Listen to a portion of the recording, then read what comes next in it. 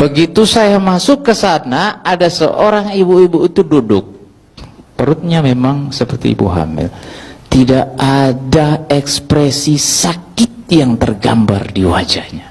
Dia senyum begitu saya datang. Dia bilang, "Namo Buddhaya Bante." Saya bilang, "Namo Buddhaya."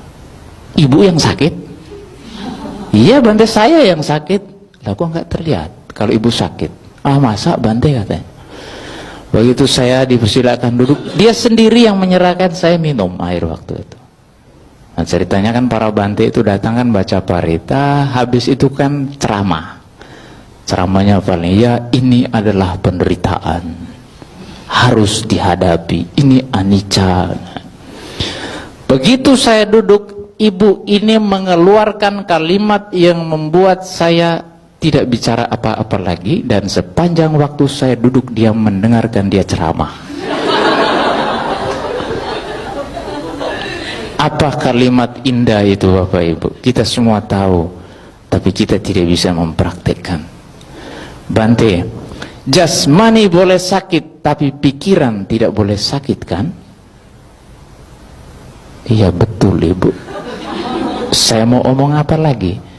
Ibu sudah dapat esensi dari Dhamma yang waktu itu, ya, maksudnya esensi Dhamma dalam arti masalahnya dia apa, model Dhammanya seperti apa, masalahnya dia sakit, dia sudah menerima bahwa jasmani saya boleh sakit tapi batin saya tidak sakit, dan dia membuktikan itu Bapak Ibu.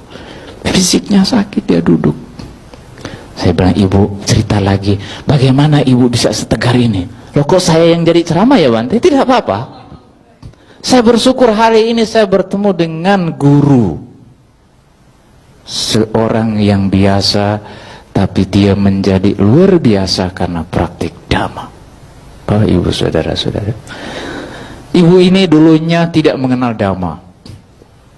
Dia kemudian mengenal Dhamma. Ternyata kanker ini mulai dari usia muda dia sudah punya. Artinya apa? Tidak punya keturunan. Nah, kalau dianggap sebagai perempuan ibu, maka dia tidak sempurna karena tidak melahirkan anak keturunan. Apakah dia menderita? Nanti dulu. Apakah dia diceraikan oleh suaminya? Tidak juga. Nah, akhirnya ibu ini cerita bahwa dia dulunya itu tidak kenal Dhamma, dia kenal Dhamma, dia praktik Dhamma. Kemudian apalagi keluarganya yang tidak kenal Dhamma, dia kasih tahu semua, termasuk suaminya yang tidak kenal Dhamma menjadi praktisi Dhamma. Nah, dia seperti apa? Seperti penolong, seperti cahaya di dalam kegelapan. Hanya sepatang lilin kecil, tapi dia mampu menerangi sekitarnya. Nah, Bapak Ibu saudara-saudari, akhirnya ibu ini bercerita selanjutnya bahwa dia sakit, kemudian berbaring di sini. Satu hal yang dia tidak pernah lupa, yaitu dia terus berdana. Padahal di tempat tidur loh. Loh kok menarik ya ibu? Bagaimana cara ibu berdana, function? Dia cerita semua. "Suami saya suruh beli burung Bante, ya. Simpan di dalam baju," katanya. Waduh, untung burungnya tidak sesak napas ya. Sampai di sana buka, saya akan function lewat jendela itu. Kalau ada apa-apa yang ada di situ, saya kasihkan setiap orang yang datang, khususnya yang di rumah sakit. Sampai pada satu kesempatan tidak ada apa-apa, yang ada cuma uang yang ada di bawah bantalnya dia ambil, dia kasih ke tukang bersih-bersih yang di rumah sakit.